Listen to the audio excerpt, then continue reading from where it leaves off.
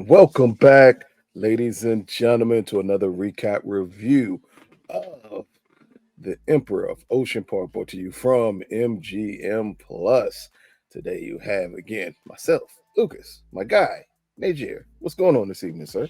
Yeah, that'll be me. Man, I am more and more convinced why you were so adamant that we had to cover this show. This is a great episode, and the series is getting better. And I also just want to give love to the fans that are slowly but surely coming along, checking out the recaps and reviews, but ultimately supporting the show. There's a lot of folks showing their, providing their theories, predictions, and so on. And that engagement is always great. And I will tell you that the people at MGM definitely notices that. So that's good. Can I give just a little bit of a what do you call it? A scoop. It's a scoop. That's what we call it.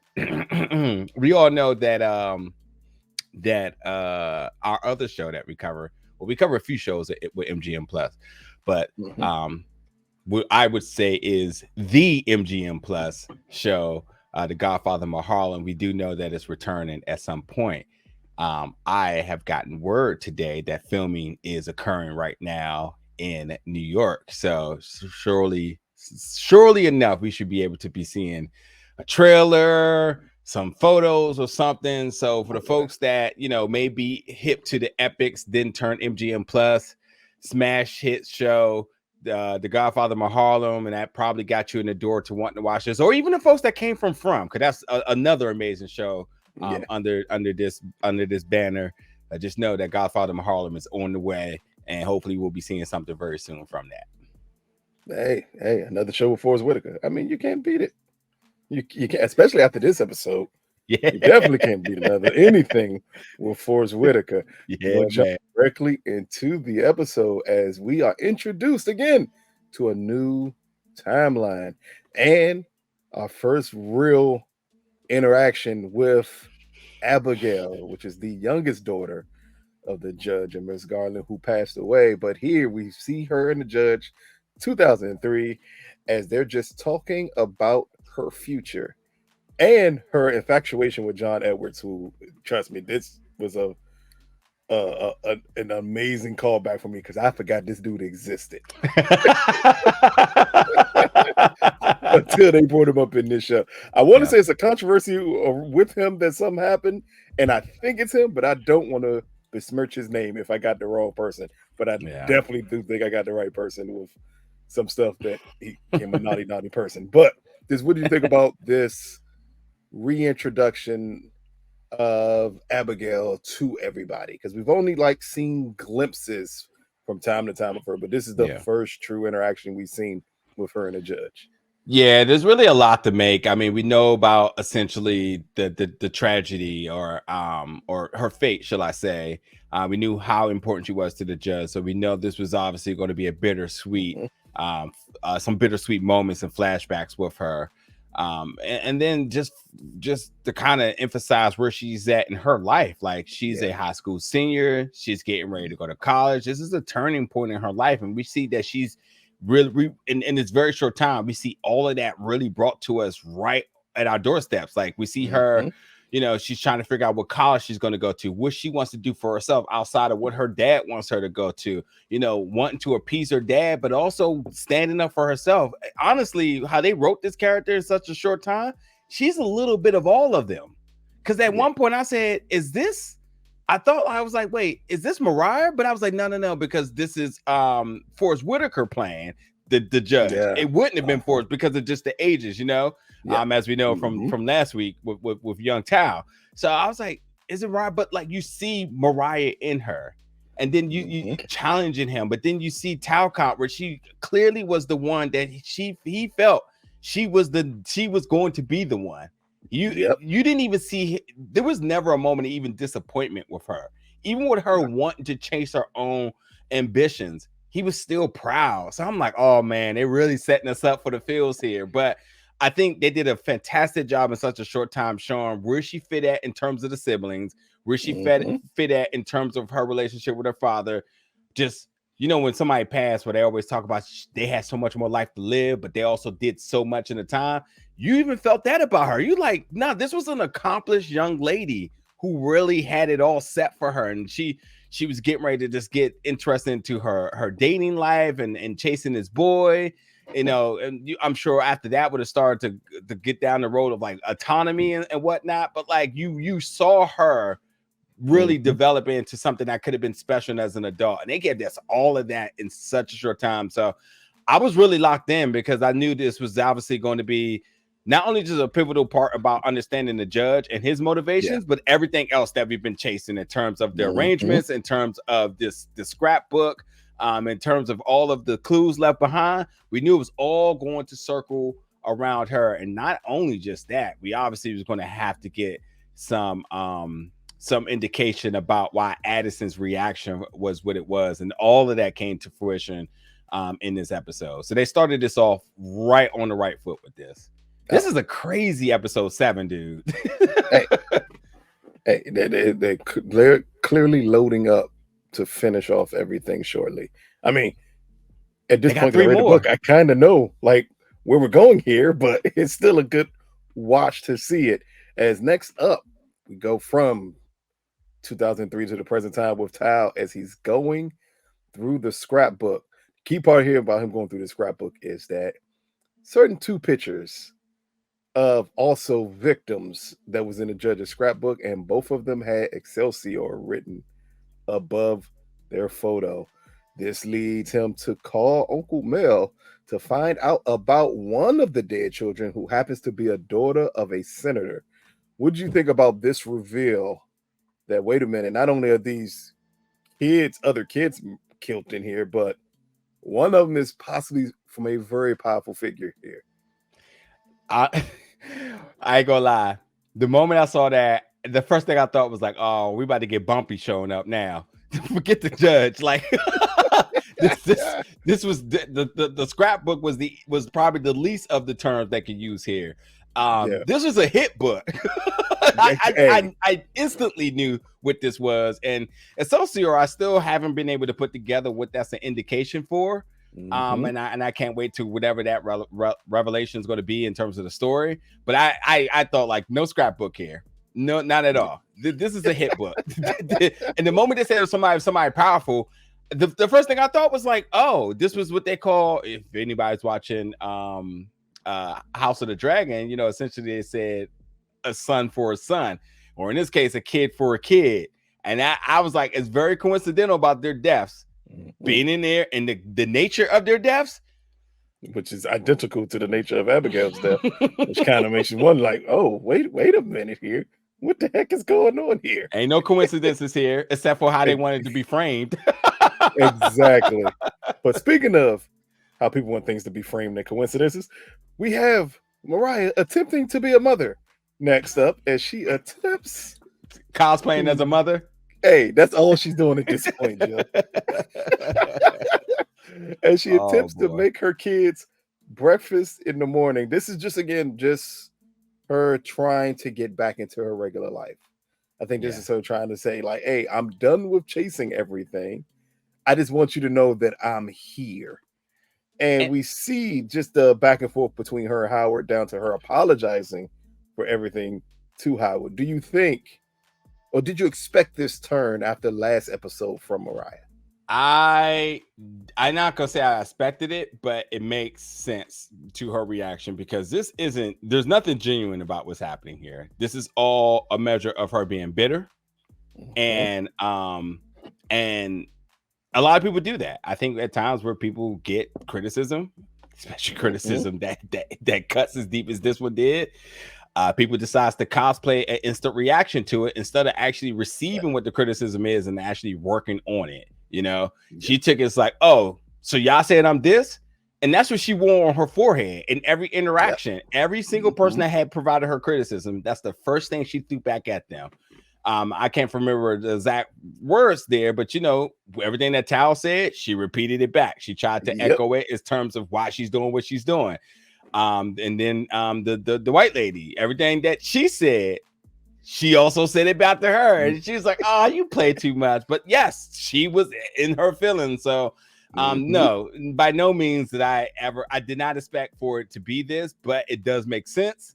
Because I thought Mariah was a little bit more prideful that, but this was a measure of what do you call it? It's not pity.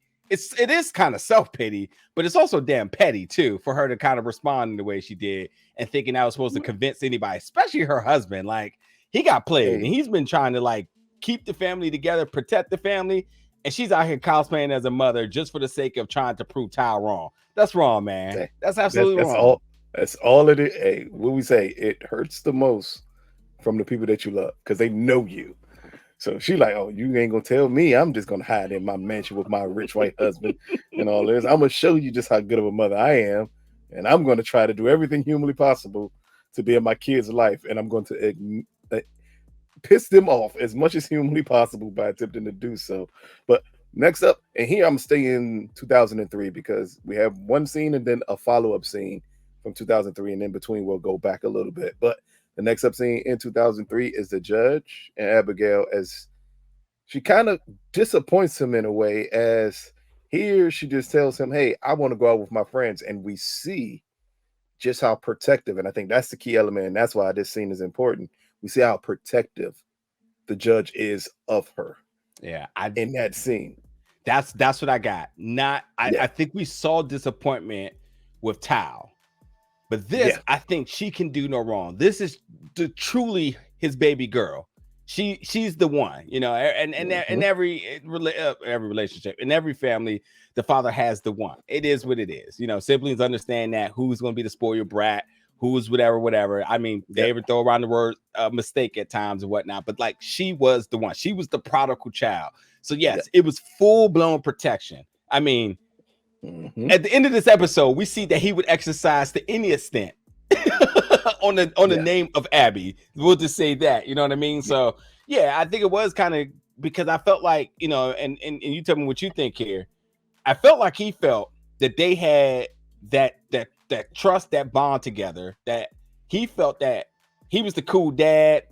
She wanted to hang around him at all times. And now that she's getting into a space where the world is becoming big, she starts exploring her options, the different colleges she wants to go through, the different ways she wants to get through them. While he's trying to throw her a bone to get to a college, she kind of want to do it her own way. But at the same time, too, she's also balancing trying to appease him, but also trying to figure herself out. So the moment she made a decision for himself, he felt disappointed. Not disappointed in her, but disappointed because he thought I thought I was like everything that she wanted. I thought she always wanted to hang around me and be around me. So him seeing that, again, I think, again, not so much a disappointment in her, but it's a full-blown measure of protection because he wants to keep his baby girl as close as possible, under his wings as possible, putting her in the right programs that she needs to go to, all that sorts of different things. I mean, hell, she called him out about his choice in politics, and I got to be honest, I am curious what the reaction from that's going to be because they shot it in a way that you can tell that definitely struck a nerve to him. But I also felt like it might have been something that he easily washed away because it was her that said it. But if it had been anybody else, he brushes it away when Addison does it. That's true. I think it's just the kids. Like, it is what it is. Yeah, I can't force you to think like me. The only one that amazingly appeases him to think like him is Mariah. That's it. All the rest of them are liberals. She's the only other Republican. Yeah, Mariah didn't challenge him. No. That's what's different about Abby is that you can see it seemed like Abby challenged him creatively when she had out the camera and was recording him. You could tell that didn't make the judge camera. That wasn't his forte at the time. Then he got on Fox News and started going crazy, right? Exactly. See, I'm not going to say Mariah didn't challenge him. I think she went too far because she's a lot like their mother. Okay. And she has no stop. Yeah. But Abby has a stop. Like, her whole thing was, I just don't want to make him mad. Yeah. I mean, down to their next scene in 2003 when they're just out for ice cream. And I think that was the dean or the head guy of admissions in Princeton. She clearly doesn't want to talk to this man in any way, shape, form, or fashion. Does she want to talk to that man? But the moment he approaches her, she understood turn on everything now. Because if I impress this man enough that I impress the judge, I can get whatever I want.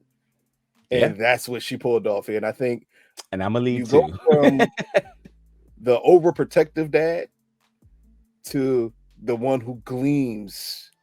And we haven't seen him like this, especially from Forrest Whitaker's perspective. But we saw it with young Tal, when he was playing chess. Yeah. It was the exact same look.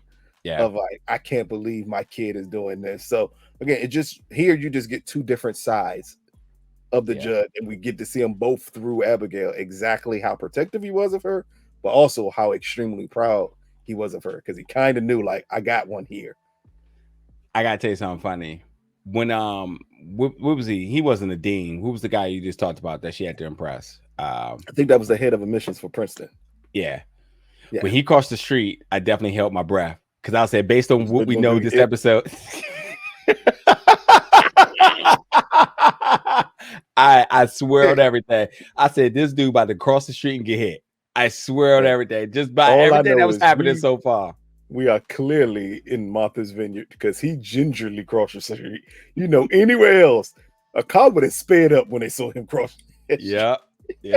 Just to get him to move faster. But let's go back a little bit, and this is going back to Tal, and this is just as he visits the senator's daughters, and he's trying to figure out more information here. And the senator tells Tal that the judge came to his daughter's funeral and shook his hand afterwards. Here we still don't know the big reveal of what happens at the end of the episode when Addison tells them exactly what the judge did.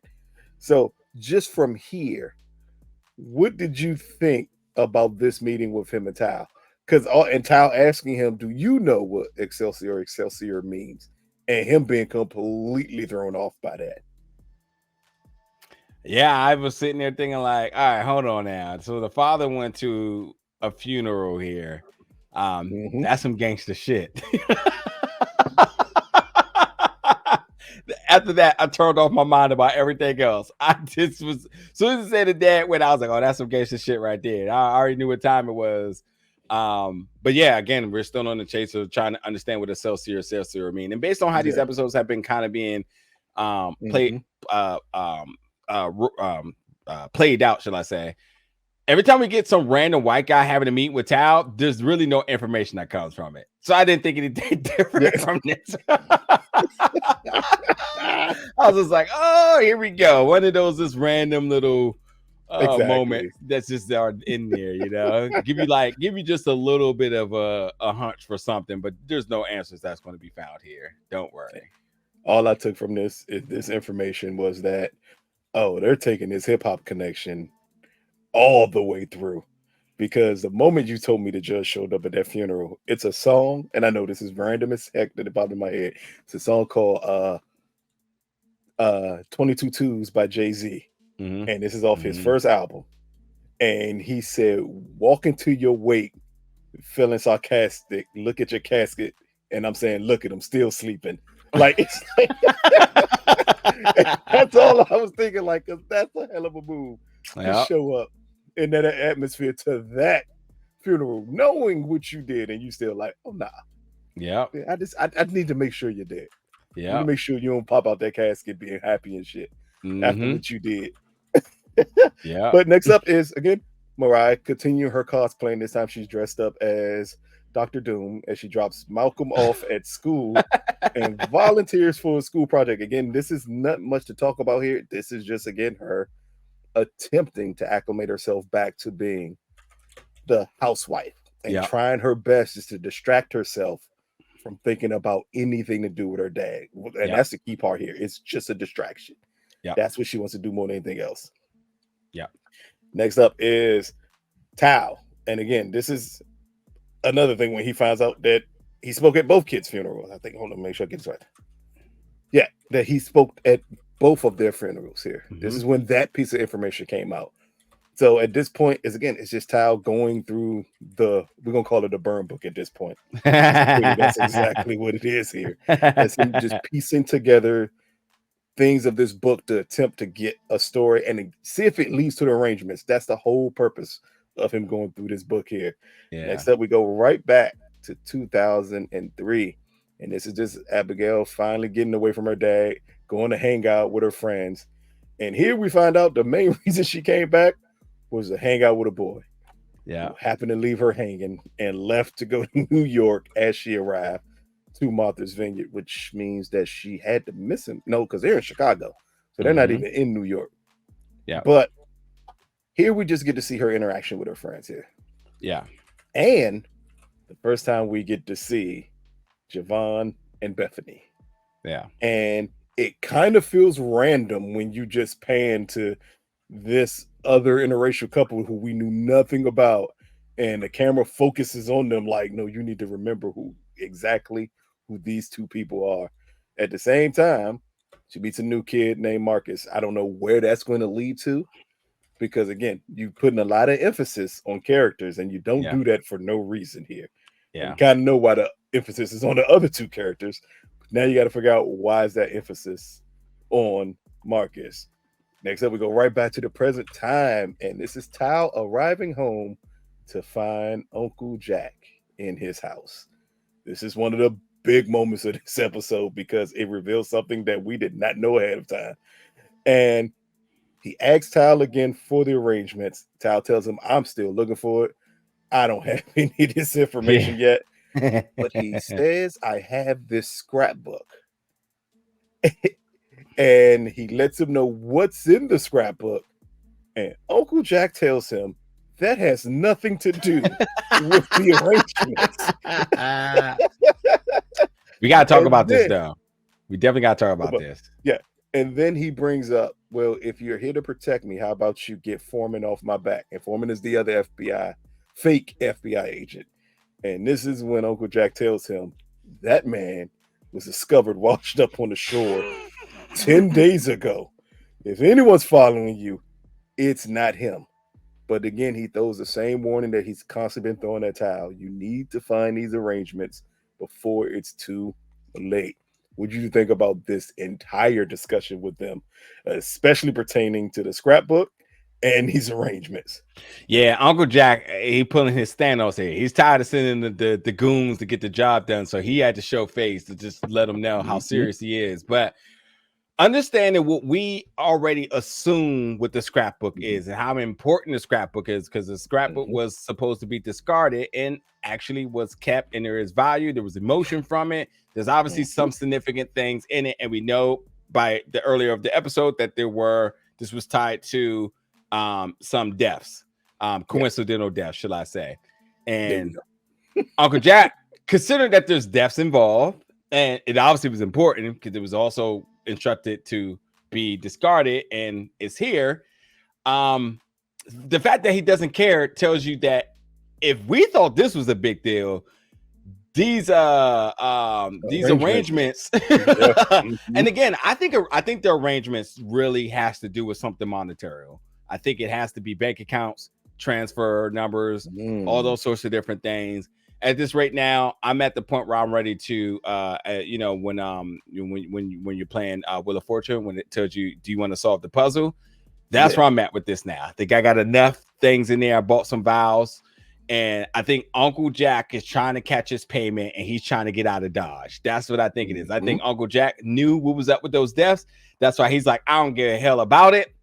Get it out of the way, because he's just that sleek. These people are down left and right. My man just is out here, not even worried about anything. You know what I mean? So I think he's worried about it because he's trying to get some money, and he's trying to figure out how to collect it. What bank account, what offshore account is it on, et cetera, and that's it. So, but if I'm wrong, if I'm terribly wrong, then so be it. But all I know is that if we thought if the scrapbook was important, of any significance, what the hell is with the arrangement? So that's all that really tiered to me. I think it brings you right back to when Tal first discovered the scrapbook. It was just laying around. It wasn't hitting anywhere. Anyone who would have went through the judge's stuff at that time would have found that exact same book. So this is just bringing it back to let everyone know that this book is not nearly as important as the kids think it is, because they thought it was the most important thing in the world. And it's like, you are so far off here. And I just say we're gonna have to pay attention just how quickly Jack dismisses that book. Because Tal brought it up and he didn't even ask them, well, let me see what's in there. He's just like, that is not the arrangements. Like you are losing time here, sir. Like, I don't care about that book.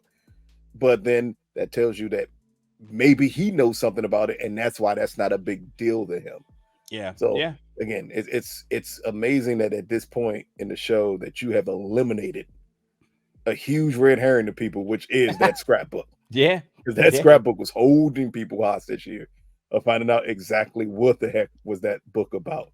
Yeah. But next up is Tal as he reaches out to his lost and forgotten sister, because clearly she's back to being a mother, so she don't care about nothing else here. But this is just about him letting her know everything. And letting her know everything that's in the scrapbook. And here by the end of their conversation, we see her perk up a little bit, like she wants more information, but then she just shakes herself back, like, no, as Kiki Palmer would say, I'm a mother. Junkie. I'm a mother. I can't do this. Junkie. Exactly. That's Yes. what she is right now. And just hangs up on Tal and just leaves it alone right then and there. What did you just think about that overall reaction of her to still trying to fight this? Because that's the key part with Mariah here, is her attempting to fight her natural instinct. Yeah, she's addicted to this. That's what it Yeah. is. One way or another. Unhealthy addiction, a very selfish addiction at the time too. But it's true to what we know about the character. So yeah, no surprises here. I mean, if anybody thought she was out of the game now, come on now. Hey, Come on now. She's an investigative reporter. Like, in all honesty, it's in her blood. Like, all of this is doing is drawing that same call back to the judge saying, if you marry that man, you're going to give up everything.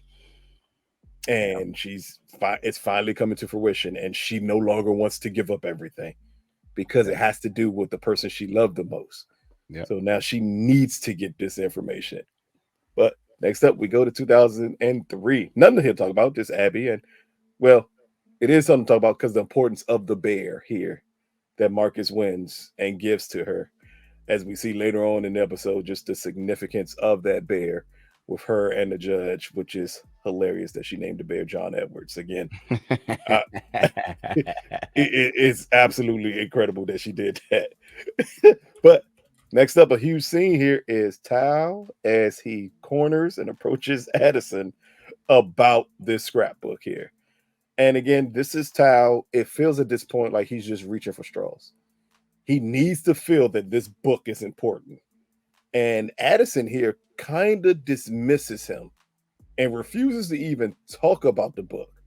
Down to Tal telling him, if something happens to me because of this, it's on your head. What do you just think about the brothers' interaction here and Addison's reaction to Tal even having a book? He seemed irritated that Sally didn't destroy it, but it didn't feel like, oh man, now that she didn't destroy it, everything's going to break out. Yeah, he knew what he was dealing with. Yeah, that's exactly it. That's my reaction. He didn't look disappointed. It kind of looked like he said annoyed, but ultimately it was like, I kind of expected this. But yeah, I also think he had made peace with the fate of this regardless, though. So yeah. We'll talk about it a little bit more later. Yeah. Next up is 2003 again, and this is Abigail and the judge. You said you brought it up before. This is the video camera moment here. It's him cooking dinner and them being around the table. This is when she tells him the bear name is John Edwards, and that you have to make a plate for the table for John Edwards. But here's her bringing up the reasoning that she came back to the Vineyard to spend time with him. And we see the judge get extremely agitated when he kind of realizes you came back here for a boy. So everything you told me wasn't true. And we see the big blow up between them. Clearly, this seems like a setup for something greater. We kind of knew that this argument was possibly going to be the last time they truly spoke to one another. But what did you just think about this scene in general and a back and forth we see them have here? 1,000% foreshadowing.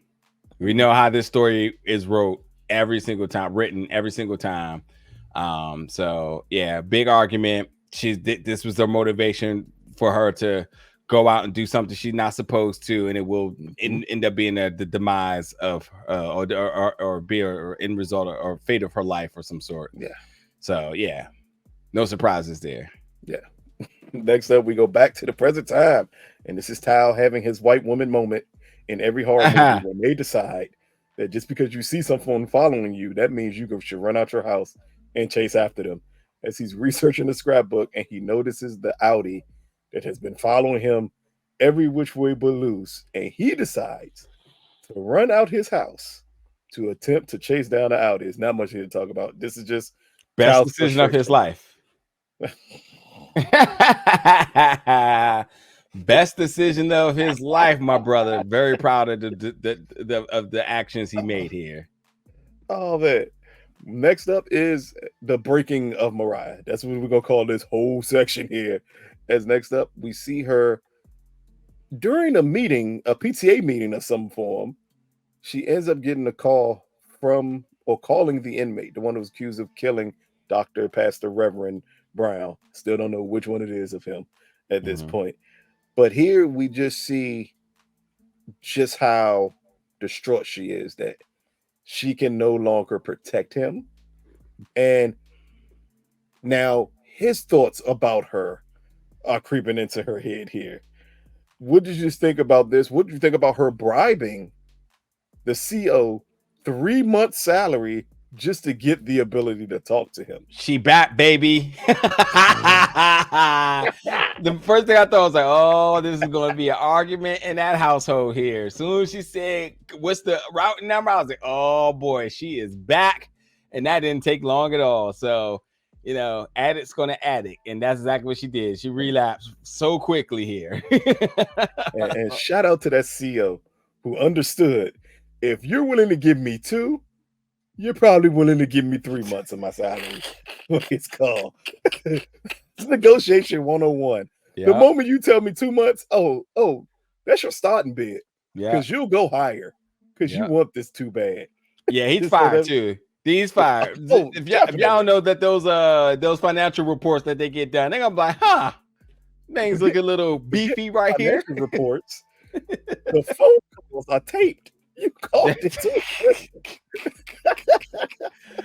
Was it worth it, my brother? Was it worth it? That's why he asked for 3 months salary. He like, look, I may get suspended for a month, but she gave me 3 months salary. Granted, that's you taking a bribe. So if you're willing to take that bribe, you're willing to do anything. Yeah. So ain't no telling what's gonna happen to it. But again, smart move. Always negotiate with power here. Yeah. As we go right back to 2003, and this is just Abigail getting ready as she sees the judge sleep and she gets ready to go to the party. Again, none but foreshadowing here. Not much else to talk about here. Next up, we go right back to present time, and this is Tal as he's just talking to his son when he gets a ring at the doorbell. And who else is it but a long lost character we have not seen since she was running after Tal's car last time we saw her, and that is Maxine. What did you think about this entire scene with him and Maxine? I already knew everything is fully revealed exactly who she is. Yeah. What her job is. She said she was hired by someone to find out what these arrangements are and to get that information back to them. So now we understand she's not working for Uncle Jack. She's literally working for another entity to find out exactly what these arrangements are. But just the way she approaches Tal here, what did you just think about this whole thing between them two? No hostility at all. She comes off as a very different level of a threat. Yeah. So I kept thinking about how she was going to infiltrate him one way or another. She wasn't going to brute, militant way. I got a gun, give me what I need, et cetera, et cetera. Yeah. I thought she was going to come in the more sweet approach, which I still think so. Unless he flipped her, because that's typical storytelling as well too. I was once sent to kill you, now we're in love, and now we're on escape. We're on the run together. We both got excommunicated, and it's us against the world. Yeah, So yeah, it definitely was very like, what's going to be to this? But I don't know if it was at this moment. But at some point, I was like, "Oh, goddamn, Tyler Perry I know Oh what no, you're doing. that's when they sit on the couch and he said, "You sure you don't want another drink?" That's when the Oh Tyler yeah. Perry pop kick in because you know Hey, exactly what's about to happen at that first point. thing I said was like, "Wait, do I hear music in the back?" Oh, here we go now. My man ain't get one sex scene on Power. He's like, nah, I'm letting the clip loose on this show though. Yeah, But yeah, I don't know. Maxine showed at my door. I might have folded too. well, I'll ask you this because she does a lot of insinuating that the people she worked for are actually the good guys here. Yeah, And yeah. I down, forgot to down mention to this. even Yeah, stating that she believed the judge was using the arrangements as a form of leverage against someone. Like those are two big things that she brings up here. That again, if that's another player in the game here that's actually supposed to be the good guy, then what exactly are these plans and why do you think the judge was using them as leverage against people? yeah, exactly. Yeah. I mean, that's going to be the most interesting part moving forward here. Next up, again, just 2003. This is just Abigail at what looked like a rave.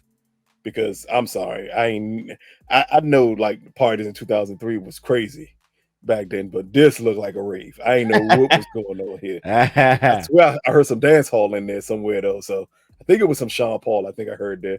So I know what was going on in there. Because if they was playing Get Busy or I'm Still in Love with You, we already know what's going on. A lot of Oh, teenage yeah, grind in there. A yeah, lot of baby making music for yeah. early 2000s. All they was missing was Pump It Up by Joe Budden. But He just got to go plat today too. it's Hey, my man out here thriving out here. oh man, I think I may skip ahead a little bit because this is actually when Mariah was actually talking to the inmate in a follow-up scene here. And this is about the lawyer that was pulled from him and everything else. We kind of already touched on it. This is just again the interaction with her, and this is how she gets back in the game, and she just trying to get more information about everything. But Yeah. next up is just Tal and Maxine as they talk about what's next. And he asks her, and this is the key part, about that Audi. And is he imagining this or is something she's seen? And she says, I've noticed it the entire time too. So I'm gonna ask you here. Who do you think is in this Audi at this point? I have no clue. I really don't. I was like, wait a minute, what? I don't know. Should I just guess anything here? Well, keep in mind, she says a very key part here when she says, it's not my place to talk about it. Yeah. So when they were talking about the Audi and he asked her, do you even know who it is? And she said, it's not my place to talk about it. So then that means this has to be somebody Tal knows. Yeah. Because for her to say it's not my place to talk about it means I know who this person is. This person is important in your life, but it ain't for me to talk about it. Yeah. Could it be? And I can't be Kimmer. Could it be? I don't know. No. You ain't got that much free time. Yeah. Yeah. Probably the Maybe this is what student we. because I'm they've about to been say, are we getting real close to the reveal of what this student is doing? yeah. After a while, putting a tracking device into Kobe's. That's sinful. Mamba wouldn't Hey, like that. hey, That's probably why he wanted to wear. Has he worn them? yeah, Probably that's probably probably why. got an air tag on that Oh man. Oh, by the way, and shout out to all the women that put air tags in their men's equipment and stuff of that nature, or ex-wives who put air tags in their It sells to children's luggage so they could track their kids and their baby dad. Oh man. Next up is possibly the funniest moment of this episode as the moms are talking about getting sponsors for their little meeting. And because everything going on in her life, we get Mariah at her breaking point. And she decides to say, you all are rich. Why are we talking about sponsors when we could just write a check? And then she proceeds to insult all of their kids by saying, what, be average or be under average like your children? Like, what do you think? We know this is her breaking point. We know at this point, she's like, I can't do this anymore. I am not this person. I am not this mom. This is like when Superman tried to give up being Superman in Superman 2. Yeah. And he was just like, yeah, this is not gonna work. Yeah. It's not gonna work anymore. Yeah. and she just ends up snapping. What did you think about her in this moment? Tiffany's performance more than anything in this scene. Yeah, I don't want to spend too much time because I praised her so much earlier in this season. But I mean, again, if you're not convinced of just her talent and how she's truly the next one up, I mean, I would love to talk about some of the next premier Black actors. But she has to be in that discussion right now. Like, she's really out here putting on a performance of the lifetime with this character Mariah, and it's not to take away from anybody else because this show is stacked with good actors. But I mean, like, every moment that she's on screen, you're buying into this character. You're not seeing her, and she's been in other stuff, but you're buying into what this character is, understanding the character psychology. When she snaps, it makes sense. It is performative all the way about how she's going with this, you know. So yeah, just another good moment. Good for them for letting her have room to let her to stretch her legs here, man. Because in a way, you can say, do we need this scene? Not really. But hey, the fact that you did, it's like, oh yeah, it's one of those things that adds depth to a character, even though you don't need it, because you need to see her say, all of this is bullshit. Like, I can't even fake this anymore. Like, I don't care about these mothers. I don't care about my children. I care about one thing and one thing only. And if I can't get back to that, it's going to drive me insane. That's the most important part of this scene. Is, again, it's not something that it's something that isn't necessarily needed, but it is something to explain the psychology of the character more. And that blow up was perfect for you to understand exactly who she was.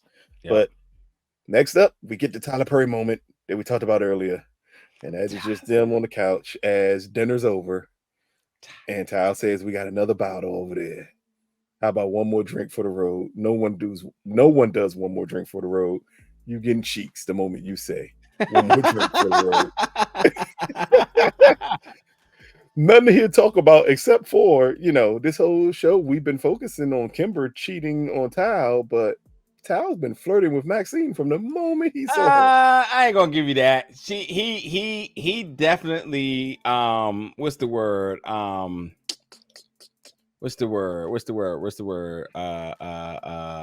It's not coming to my head, but he basically allowed her in the conversation earlier. There's a word I'm looking for there. He allowed her. God, what is the word? It's not coming to my head here. Entertained her. He entertained her. He entertained her earlier, but he definitely drew the line where he was like, nah, and they went apart and did their thing. She definitely even Kimber noticed on that boat when he was looking at her. Nah, see, that's the thing. Nah, see, Kimber was like, hey, ain't nothing wrong. Nah, Kimber said, ain't nothing wrong with looking. And it ain't. But listen, the thing is, her saying that though was nothing but her saving face for what she was doing. Well, because, I mean, does she got to save face? She literally cheated with Tal on her husband. I know, but that's the thing. If I make this okay, then you might be easy on me. Just like the last episode, as he beautifully explained in this episode, that she was wrong. And the moment I snapped and was done with it, that's all she needed to try to make it my fault for her to leave. And although he kind of stressed that out a little bit, but to the essence of it, it's true. It's absolutely true. But he performed a hate crime. And you can't perform a hate crime. He did. And it did say, she just waited for me to mess up to leave. Nah, if you'd have slept with somebody, I don't think she'd have left. But you beating up her gay balls, tis to be a line you got to draw somewhere. Yeah. No facts. Exactly. But next up, we go back to 2003, and this is where the party gets broken up, and all the kids are forced to go home. The key part about the scene that I love the most is that my man pulled out a sidekick for Abigail to get his number here. But this is just them parting the ways here. But this is where we kind of see it was kind of a young, quick romance between them two. Mm-hmm. And that some feelings were involved. But more pivotal than anything else, it was drinking and everything at the party. This is why they broke it up. And then this is how we get to some tragic events later on. As we know, like, this is the last time they'll see each other too, as they separate. Next up is Maxine prepares to leave Tal's house, and this is where Tal gets a call from Addison telling him, I'm finally ready to talk about the scrapbook. All I got to ask you is one question here. I know she told him, I'm going to follow you no matter what anyway, But is that just an open invitation? Would that be an open invitation to you for you to just bring a chick who you just cheated on your wife with to meet with your brother to talk about your dad's murder book? Yeah, I tell you why this is exactly how it needed to be done. He questioned, "Could I trust you?" And she says, "What does it matter at this point?" She's right. He felt the gun. He obviously didn't care about that. He asked, "Is you using me?" Didn't matter. I mean, I'm sorry. I questioned, could she be trusted? He asked, are you using me? She said it doesn't matter. He felt the gun, didn't matter. She said, we're going to the same place. I am going to follow you. We might as well ride together. Mariah knows her brother, and Mariah said it just right to the point. My man is out here caping for a woman that tried to kill him. Because the moment he said, what did she call him? She called him something. And she said, no, he stood up for her. I mean, like, it just shows you who he is. Like, did she call her a bitch or something like that? Something. He said she's not that. Yeah. It's like, nigga, you don't know her. That pussy got you whipped. Pussy got you whipped. Hey, hell yeah. Already, Joe. Mafia. my man was lost in the sauce off break, bro. So it makes sense. It just made sense. I mean, and a lot of you all have been discussing his character in the comments in previous episodes, and you all entirely right. Like, he is written as a soft character, and he's definitely been ran over. He said like, oh, I think it'd be a lot of fun for me to be able to take control of my life again now that she's not here. But yeah, he's not addressing the fact that you are still married. That's still her house. She still can come in. He would have had her spend the night if he had his way. You know? Oh, no, he'd had her move in at this point. Might have been. I think he's looking for a replacement. Yeah, sucker for not love. For a replacement for a relationship, but a replacement for a woman to control his life. He needs a woman that controls everything. That's the way he functions. Tried everything. Yeah, my man. Yeah. Pray for him. How the hell I'm gonna ask you, can I trust you? And you says it don't matter. The fuck you mean it don't matter? Yeah. Like, you know what, it does matter. Before anything else, that matters. Hey. That wine act like they would. That wine had him feeling sexy, and he just lost all bit of like reasoning after that. I ain't never felt so sexy where I rub for your back and you got a pistol there, and I discard completely that you got a blicky. And my man was like, oh, who cares? Yeah, he must have been drinking sweet red. That's all that was. He started feeling real sexy. He didn't care. He's ready to risk. He honestly did risk it all in every way, shape, or form. Like the fact that like you're married, and I understand that Mariah doesn't like Kimmer, but like you're still bringing another chick in front of your siblings as if like they clearly are going to use that against you at some point. No, like one of them won't. Like Mariah won't. Addison didn't care. He told Addison that's just a friend. Interesting thing. I meant to bring this up. When we went to Addison's place, he was very close to come. He was very quick to come outside and close that door. Whatever's going on indoors, he ain't want nope. Oh, it's the Kimmer. It's the Kimmer thing again. Everybody's talking about. Everybody thinks Kimmer's sleeping with him. Dog, if I'm just gonna leave that alone. We're not even nah. That's what everybody's saying. He would not give a fuck about his brother. Like, that's what that would mean. I don't give a fuck. Everybody saying. At this point, though, I'm starting to think Kimmer is the arrangements. Like, she's just like a code name arrangements. Like, something's up with her. Where has she been? She's been gone for 24 hours. Where's she staying at? She left. Kimber got money. You got Kimber's well off. Yeah, I guess. she hit him with the peace and blessings and left out. And she done went with that boy's real daddy, Addison. As they back chilling in his place. Oh boy. But next up is another conversation we've been waiting for. And this is between Mariah and Howard. And she basically tells him, can't give up the game. Like, I ain't choose this life. This life chose me.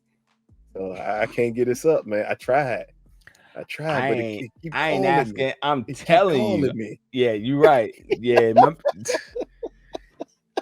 Ain't nothing really even talk about here. She put her foot down as we knew she was. She said, I ain't asking, I'm telling you. And I ain't done until it was funny is that she's like, I need to uncover the truth because that's the only way that's going to stop folks from coming after me. I thought, you know what's interesting about that concept, because it's completely false. Telling the truth could be actually called snitching, right? Yes. And you think if you decide to, I don't know, snitch or tell the truth, that's going to, oh, she got me. Never mind. I don't need to worry about her no more. I'm thinking like, I think once you uncover the truth, that's actually going to put more of a target on your head. So I didn't get her. I wasn't buying what she was selling, but you know, her husband, it's interesting to see what this response is going to be, because I don't think he's just okay with what she said. I think he heard her. He said, be careful. He said, I understand. Just be careful. I'm not buying that. I feel like my man is about to, she going to come home and that house is going to be quiet. Him, Consuela, and the 6-10 kids, the ones we don't know. They're gonna give her the Fresh Prince treatment. Yep. She go walk in. Everything gonna be that's gonna be it. That's gonna be the last time we see that whole those kids and her and their real parent, their real mother out. Exactly. Because they get smoothies on Tuesday. Little she knew it or not. Hey, because she's out there about to fix omelets and everything else. And like, what the hell is this? Omelets on Tuesday. Nigga, where's my smoothie? Mom, make me a smoothie. Real mom over here. Real mom, make me a smoothie. Fake mom up here. I don't know what's wrong with her today. Yeah, cosplay mom, get out of here. Hey, the only other thing to bring up here that I found absolutely hilarious, because you brought it up, was her logic behind everything. But then I had to realize, I think it's just because of the upbringing. Scooby-Doo logic. Everybody watched Scooby-Doo as you growing up. There was no consequences for anything that they did. Like, they would get the killer and then he would just say, pesky kids, and that would be it. Like, no killer thought, oh, nigga, I'm gonna have to go to arraignment and that stuff. I'm gonna murder all you kids and that dog before I get out of here. Yeah. But again, that's why she thinks there's no consequences behind anything she does. And I think that's why it was important for Howard's response to be what it was. Is because at this point, I think he knows, I can't stop you. Like, you're going to do this no matter what, but I need you to be careful, because God forbid something happens to you and my life don't change, because you never hear anyway. So we're perfectly fine. Yep, life goes on. Get a nice little insurance check. Moving real mom in full time. I mean, she's already living there full time, so nothing changes for her. At this point, it may be Kimber. She may move in there with Howard. Yeah, at this point, so they can raise their 6 kids. Yep, together. But next up is the arrival at the restaurant. First, we get Tal and Maxine as they arrive at the restaurant. Again, he tells his brother that she's just a friend. And just as Tal attempts to get more information, he says, hold up, we have one more coming. And then next up, we see Mariah come through the door. And again, we already pointed out, as she said, wait a minute, what is this bitch doing here? Why is the woman who attempted to kill you here with us right now? And again, this is just them calling him soft, as constantly we ran through all the time here. But the big reveal here is the scrapbook. And this is Addison telling them that technically this book is of murders that the judge committed. He said, as I sat at the table and he handed me the scrapbook, then he handed me a packet, and the packet told me everything that happened of him having these 2 kids killed. I know we've been hinted towards and we've talked about it this whole review. What did you think about at this moment that reveal that the judge had both of them killed because of what happened? It was not at all shocking, and it wasn't a big revelation I thought it was, because when Addison really tried to make us buy into the fact that these emotions wasn't because he knew who the killers were or he found the killers, it's because he had them killed. I was like, oh, okay. And maybe it's because of their dad, and maybe that's why it was a big deal to them. But because we've already known his connections with Uncle Jack, we know Uncle Jack has been laying bodies out left and right. We know he has that in his back pocket. We know the relationships with folks who have a close connection with the FBI or the Alphabet Boys and whatnot. We've seen this in so many other series. The fact that they can make somebody disappear, I was like, oh yeah, he just exercised that favor that he can always pull out. So it honestly did nothing for me. I was expecting something much more deeper, much more shocking. than what was told. So it literally didn't trigger me at all when that was revealed. I think the bigger triggering point for Addison was the point, not that he had the people killed, but it's the finding out that both of them were children. Because technically, no matter what happened, as we see later on with the last scene. But were they children now? Because hold on, when we look at the last scene, we clearly saw that the people that was killed, I believe, were under the impression that they were the people that committed the hit and run, because the people that did it, obviously, I think if I understand correctly, I'm pretty sure that the girl is the girl, but I am not overly convinced that the boy was the boy. Yeah, it was them. It was the couple. It was the couple, right? Yeah, but not the boyfriend. But not Marcus. Boyfriend. Yeah, not Marcus. Okay, not okay. Her boyfriend. Yeah, this was the couple who's playing basketball at the beginning of the show, and Abigail and her friend were talking about him. Yeah, so they were two children. Yeah, matter of fact, they were Abigail's age. So in the end, I think that's what's the striking thing here is that you. Oh yeah, because you're high school senior, you can drive. Yeah, yep, you're right. Yeah. Got you. You murdered two kids because of an accident. And I think at that point you're kind of wondering, like, if you're willing to do that, what aren't you willing to do? Yeah, and then full picture here is that, like, he had to me, he had Uncle Jack commit this, make it look like an accident. That way there's no blood on his hand. Obviously, he was the one that obviously insisted that it happened. Yeah, but they didn't make it like a full-blown murder. It was like supposed to look like a accident, but a coincidental accident because they both died the same way. But yeah, the same exact way that she died. Yeah. So that every family member could feel what he feels. Again, I think that's the shocking part. That Addison was like, I can't believe you did that. Villain origin story. It's because you're Give me Spider-Man. Exactly. Like, you're a judge, so I would think you would be above reproach here. Yeah, like you would want law and order, but instead you decided in a time of weakness that murdering two kids was the best solution for you.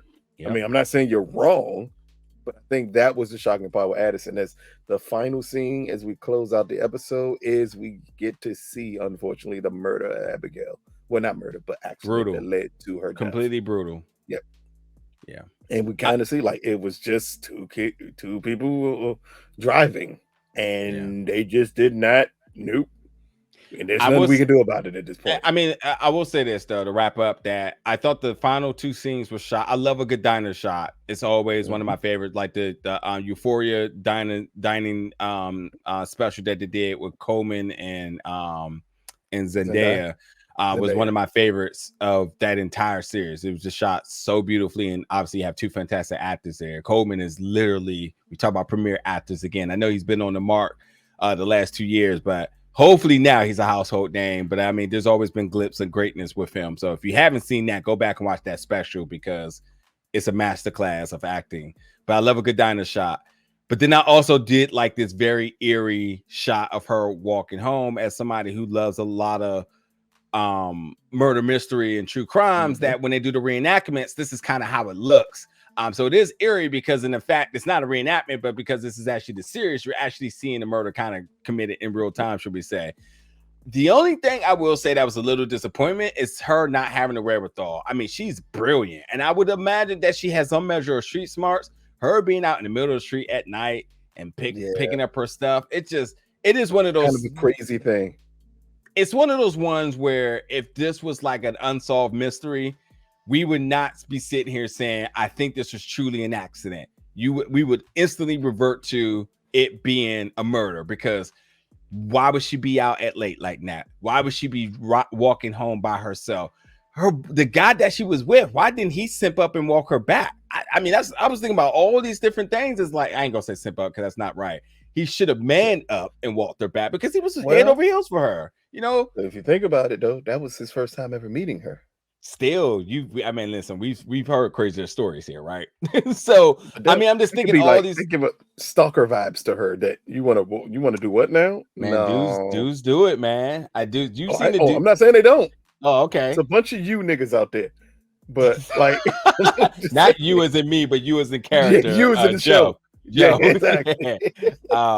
Yes, I mean, I'm just thinking of all these things. I think when you actually think about it, though, it's just like, damn, she Yeah. got killed on a walk home on a night she wasn't supposed to be out in the middle of the street for somebody who had probably walked this route The whole 1,000 so many times. times. Yep. You know, The point you so feel safe the walking that point you feel safe, says exactly, that you walked exactly, that so many times with no issue beforehand. But yeah, that's what makes it a tragedy.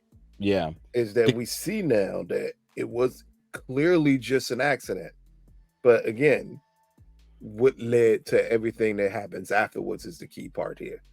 But again, that has been it for this recap review. So, let me ask you oh, real quick because you missed the very very last scene when the judge got the knock at the door from the cops. yes, that I thought about this to the T that, especially right now, we live in a day and age where no one actually rings your doorbell anymore. Somebody's coming to see you, they call you, and if somebody does ring your doorbells, actually, it's somebody either selling you something or it becomes something like this. So, and I know it is the current day, though it's the current day, it's not actually our current time. So they have cell yeah, phones and whatnot, but you know, had the times fully changed where everybody was only using their phones to call people when they show up and not using the doorbell. But nonetheless, you're getting your doorbell rung at night. He peeps in his daughter's room. She's not there. You instantly felt the fear come over him. yeah, he knew The what fear happened. and the anger. Yeah. The fear and the anger. The true dad of him that wanted to protect him earlier. I think this moment that he has the cop show there, I don't feel like there was a sense of sadness. I think he instantly felt a sense of failure. He let her down, and if I think people take a moment to focus on that and think about why that moment there may be consequential to the decisions that we know he makes later, I think there may be some storytelling in these last 3 episodes that could connect just from this point alone. That's a good point. Because again, why would he be sad? He kind of knew what it was.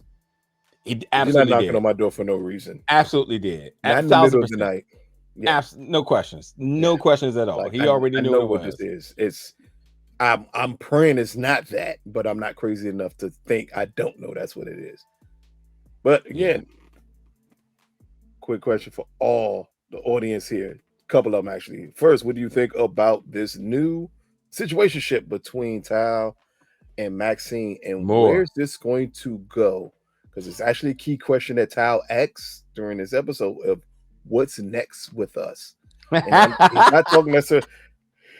I'm sure my man Bill. He ain't talking about romantically what's next. He's talking about what's next as it pertains to the arrangements and finding out everything that's going on here. Hell with these arrangements. Pull up, baby. Let's run that back. Let me get the sweet red again. And what do you think about the meeting between Tal and Uncle Jack, with him basically completely dismissing the scrapbook and telling him that you need to get these arrangements as soon as possible because you don't want it to be too late where I can't protect you? And then finally, what do you think about Mariah here in this episode as we kind of see her go through her ups and downs of attempting to be a mom and then deciding in the end, like, until I find out exactly what happened with my dad, I can't do anything else. Yeah. But again, like, comment, subscribe. We'll be here every Sunday after the episode airs. Just jump into the comment section like y'all have been doing a heck of a lot lately. And just talk about the show. Kick it, wrap it, watch us, then watch the show, or watch the show and then watch us. However you see fit to, as long as you tune in. Peace, people.